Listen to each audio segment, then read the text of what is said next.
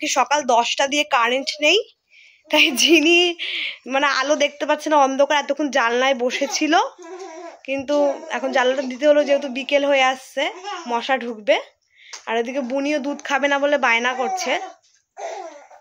এই এত বায়না করছিস কেন তুই? হ্যাঁ, মুখ ঢাকে দুধ খাবে না, দুষ্টু একটা। ঝিনি মামামকে দেখ, পুরো চারি ঘর অন্ধকার, একদম আলো নেই, যেহেতু সকাল 10টা সে কারেন্ট গেছে, এখন 4টে বাজতে যায়, এখন অবধি কারেন্ট আসেনি। ভাগ্যিস শীতকাল, এটা গরমকাল হলে ঝিনি আর পুচকি দুটোই পাগল হয়ে যেত, কারণ ওরা একদম দুজনের কেউ গরম সহ্য করতে পারে না, অল টাইম এসি চলে ওদের জন্য। ঝিনি, তুমি কি বায়না করো? ঝিনির দুপুরবেলা খাওয়া হয়ে গেছে 2টো 2:30টা নাগাদ, ও খেয়ে নিয়েছে, ও গুড গার্ল হয়ে গেছে। ভিডিওটা একদম হেজি আসছে যেহেতু কারেন্ট নেই। ওইখানে এসে বসেছে আর পটিতে কিসে একটা গন্ধ শুকছে, মাপলারে, বাবার মাপলারে।